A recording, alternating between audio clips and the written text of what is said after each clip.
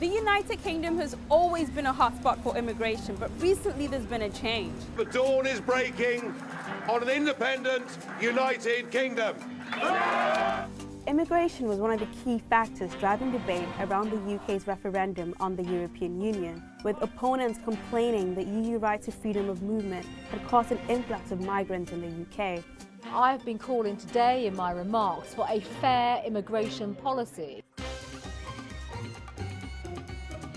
The UK joined what would eventually become the European Union in 1973, and EU citizens gradually migrated to the UK over the coming decades.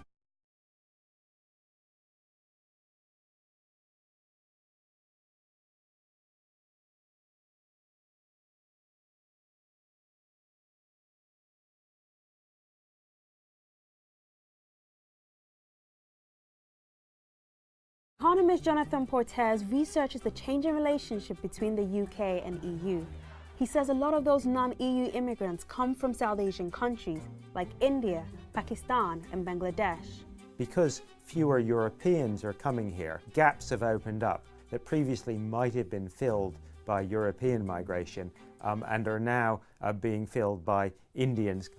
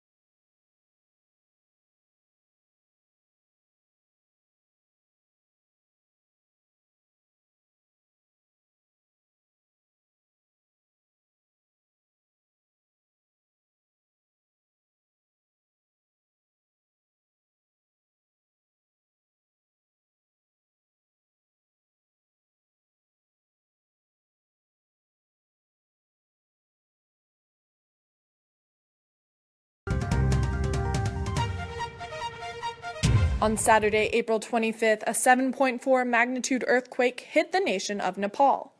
More than 5,000 people are reported dead and at least 10,000 injured. The UN has predicted that at least 8 million are affected by the natural disaster overall. The Nepali government is slowly receiving foreign aid, but relief has been hampered due to congestion at Kathmandu's only airport. The tragedy in Nepal has affected people all over the world, including right here in Arlington. Candlelight vigils continue to be held at the Drikung Meditation Center in Arlington to honor those killed in the disaster. Aid groups are also providing support to the recovering nation. UNICEF, Oxfam, and the Red Cross are just 3 examples of organizations receiving donations for Nepal. For Arlington Public News, I'm Sarah Weber.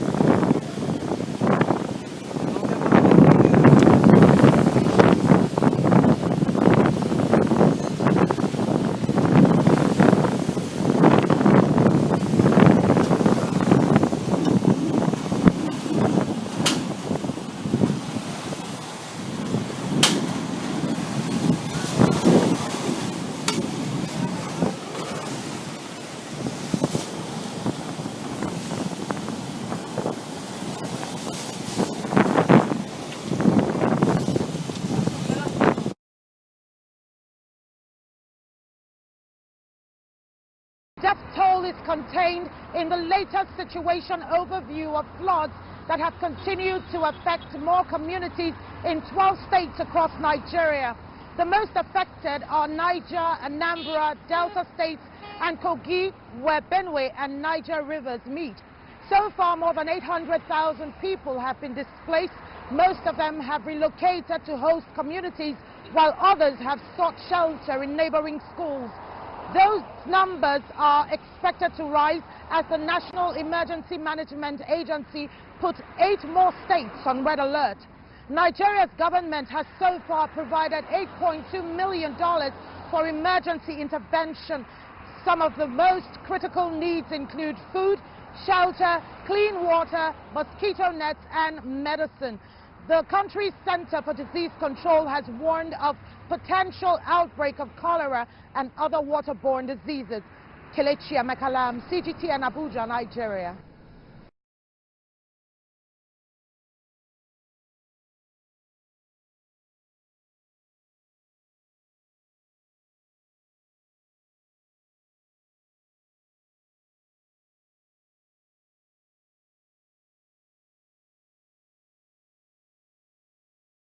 Did any of you tell me why people come to Skid Row?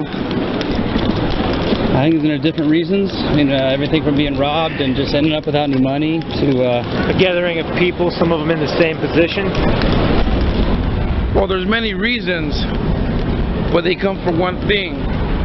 They come down here to die. After all the doors are closed, all the bridges are burnt, and there's nothing left. They come here waiting to die.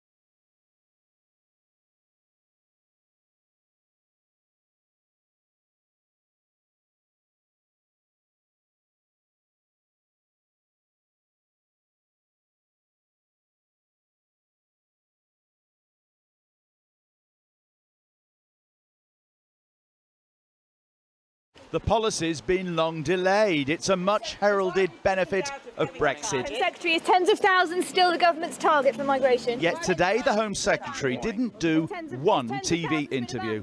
Strange when he's tipped as a future PM, but perhaps it's because today's white paper follows a furious cabinet row that was still raging till yesterday evening. Immigration was at the heart of the 2016 referendum, with the promise that Brexit would let Britain control its borders again. Brexit, it was said, would end freedom of movement here, the right of EU citizens to work anywhere in the European Union. And the PM visiting Heathrow this afternoon without Sajid Javid says cutting net migration to tens of thousands is still her goal. We have a great record as a country in welcoming people who have made a huge contribution to our country, who've come here, who've migrated here, made a huge contribution, and who will continue to do so in the future. But this does enable us to ensure that we are attracting the brightest and the best, that we're keeping net migration down to sustainable levels, the tens of thousands, and that we have a system that is fair to working people. With the end of freedom of movement here at the end of 2020, Britain will treat EU migrants just the same as those from the rest of the world. For skilled migrants, there'll be no cap on numbers, and they can come here if sponsored by an employer. Skilled workers will be defined as having qualifications equal to A-level or better, and on a minimum income, which is suggested should be £30,000 a year, though some ministers think that's too high, and the government will now consult on it. Unskilled migrants, in contrast, will, until 2025, be allowed to come here for just 12 months before having to return home for a year-long cooling-off period before they can apply again. This pub in St Albans in Hertfordshire is one of a chain of gastropubs not far from London. The owner says his business would suffer from both the 12-month limit on unskilled migrants and the 30,000 income threshold on skilled foreign labour. I think we couldn't afford to offer everybody a starting pay of that. We need people to come in to more junior roles, and then as their skills go up, then they are likely to progress way above 30,000. But you need people coming in at all different levels. You then add to that sort of making the visas challenging and difficult to get. Well, those people are going to head to Germany and Norway and elsewhere and not come to this country where we need them. These European staff, here under freedom of movement, fear they'd never have been let in under the new regime. I think it's going to be injustice, because I covered my life since 2012. I'm here working, all the time working, and no, I'm not be happy. I asked the immigration minister whether immigration could actually go up. We want to grow our economy, we want business to thrive, and we want there to be good jobs. The Migration Advisory Committee has indicated that there shouldn't be a cap on high-skilled workers, but equally we want to make sure that at the lower skill level that we're not bringing in cheap labour from overseas, when we should be making sure that there is opportunities for young people in the UK. But a lot of employers need unskilled labour. Well, they do, and they should be seeking to reduce our youth unemployment still further. We've done a great job halving it since 2010, but actually there's still more work to go. The Prime Minister seems to have got her way for now, but it's clear other government departments will carry on fighting for a more open immigration policy. Things may not be settled until after Theresa May's own promised departure.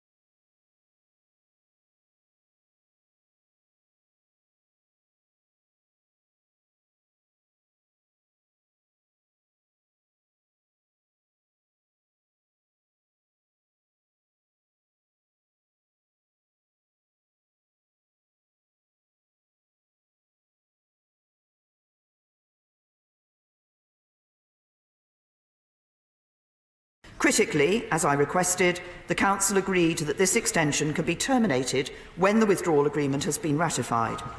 So, for example, if we were to pass a deal by the 22nd of May, we would not have to take part in European elections, and when the EU has also ratified, we will be able to leave at 11 p.m. on the 31st of May. In short, the date of our departure from the EU and our participation in the European parliamentary elections remains a decision for this House. The choices we face are stark and the timetable is clear. I believe we must now press on at pace with our efforts to reach a consensus on a deal that is in the national interest. I welcome the discussions that have taken place with the opposition in recent days and the further talks which are resuming today. This is not the normal way of British politics, and it is uncomfortable for many in both the government and opposition parties. Reaching an agreement will not be easy, because to be successful it will require both sides to make compromises. But however challenging it may be politically, I profoundly believe that in this unique situation, where the House is deadlocked, it is incumbent on both front benches to seek to work together to deliver what the British people voted for. And I think that the British people expect their politicians to do just that.